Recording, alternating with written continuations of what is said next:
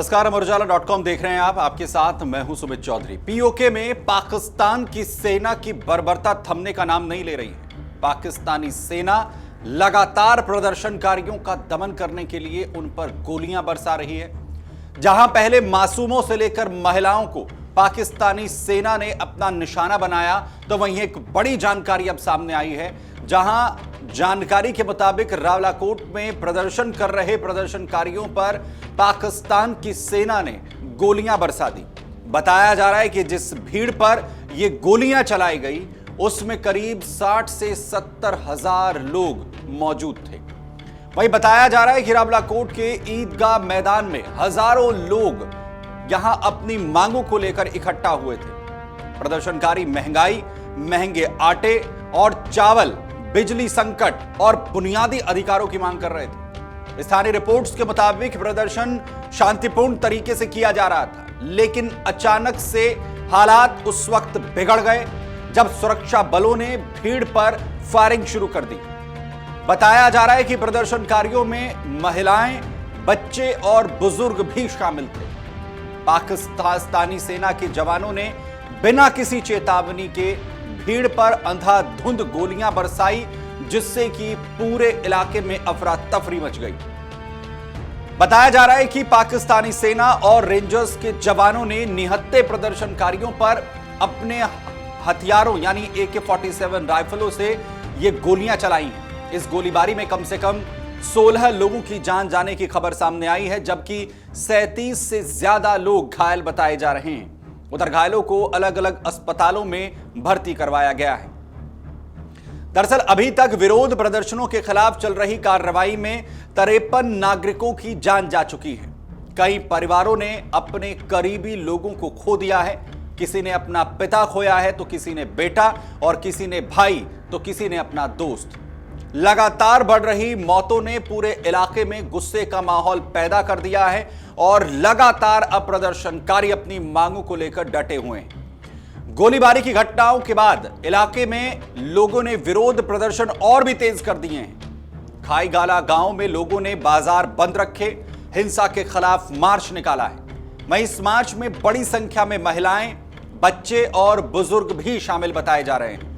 लोगों ने मारे गए प्रदर्शनकारियों के लिए अब न्याय की मांग की है और सुरक्षा बलों की कार्रवाई का लगातार लोग विरोध कर रहे हैं। हालात पूरी तरह से तनावपूर्ण हैं। इसके बावजूद भी प्रदर्शनकारी आंदोलन खत्म करने के लिए तैयार नहीं है। रावलाकोट समेत कई इलाकों में हजारों लोग अभी भी इकट्ठा हैं और अपनी मांगों को लेकर लगातार आंदोलन कर रहे हैं, पाकिस्तान की सरकार पर सवाल उठा रहे हैं। दरअसल प्रदर्शनकारियों का कहना है कि वो आर्थिक राहत, सस्ती बिजली, सस्ता राशन और राजनीतिक अधिकारों की मांग कर रहे हैं, लेकिन इसके बावजूद भी पाकिस्तान की सरकार उन्हें राहत देने के बजाय सेना के द्वारा उन पर गोलियां चलवा रही है।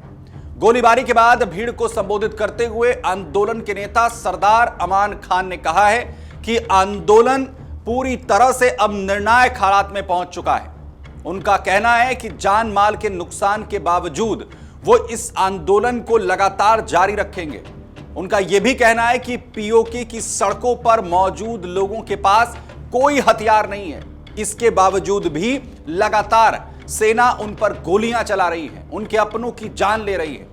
वो सिर्फ सस्ते खाने, सस्ती बिजली और सम्मानजनक जीवन की मांग कर रहे हैं, लेकिन इसके बावजूद भी उन पर गोलियां बरसाई जा रही है, उनके खिलाफ हथियारों का इस्तेमाल हो रहा है।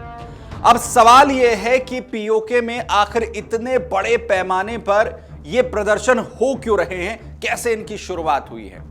दरअसल पाकिस्तान अधिकृत कश्मीर में पिछले काफी समय से महंगाई एक बहुत बड़ा मुद्दा बना हुआ है। आटे और बिजली की बढ़ती कीमतों ने लोगों की परेशानियों को बढ़ाया हुआ है। इसके साथ ही बिजली की कमी और बेरोजगारी भी लगातार लोगों की नाराजगी की एक बड़ी वजह बन रही है। प्रदर्शनकारी पाकिस्तान की सरकार पर बड़े आरोप लगा रहे हैं। पीओके के प्राकृतिक संसाधनों का इस्तेमाल तो हो रहा है, लेकिन वहां के जो स्थानीय लोग हैं उन्हें इसका कोई फायदा नहीं मिल रहा। लोगों का कहना है कि मंगला डैम जैसी परियोजनाओं से बिजली पैदा होती है, लेकिन स्थानीय आबादी को ना तो बिजली मिलती है और ना ही विकास का लाभ मिल रहा है। इसके अलावा एक और बड़ा मुद्दा विधानसभा की 12 आरक्षित सीटों का भी है। ये सीटें भारत से आए कश्मीरियों के लिए आरक्षित हैं। प्रदर्शनकारी मांग कर रहे हैं कि इन सीटों को खत्म कर दिया जाए और विधानसभा की सभी सीटें पीओके के वास्तविक निवासियों को दी जाए। इसके अलावा लोग बेहतर शासन, राजनीतिक अधिकारों और मानवाधिकारों की बहाली की मांग कर रहे हैं। वहीं इन प्रदर्शनों की अगुवाई जॉइंट आवामी एक्शन कमेटी यानी JAAC कर रही है।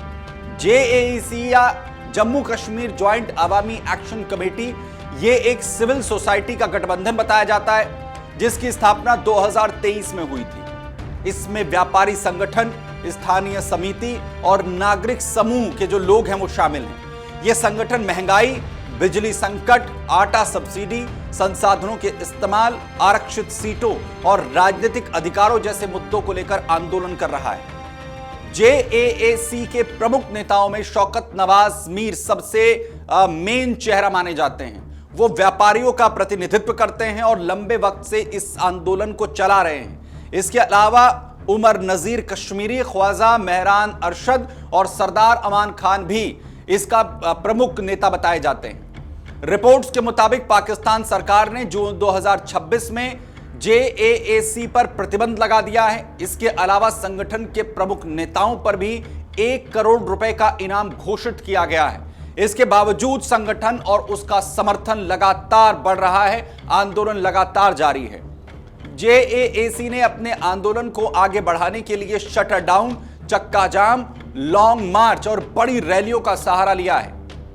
संगठन के नेता वीडियो बनाकर लोगों से संपर्क कर रहे हैं, सार्वजनिक सभाओं को संबोधित कर रहे हैं और स्थानीय नेटवर्क के जरिए भी लोगों को जोड़ रहे हैं। व्यापारी और स्थानीय नागरिक समूहों की मदद ली जा रही है और यह आंदोलन अब पीओके में गांव-गांव तक जा पहुंचा है। जून 2026 में आरक्षित सीटों, बढ़ती महंगाई और पुराने समझौतों को लागू न करने के विरोध में JAAC ने पूरे क्षेत्र में हड़ताल और मार्च का आह्वान किया और इसके बाद कई जगह पर तनाव और हिंसा की घटनाएं सामने आई थी।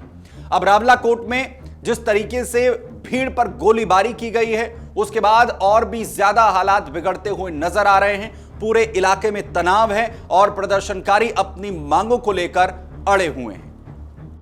अगर आप ये वीडियो YouTube पर देख रहे हैं तो हमारे चैनल को सब्सक्राइब कर बेल आइकन दबाएं और Facebook पर देख रहे हैं तो हमारे पेज को लाइक करें।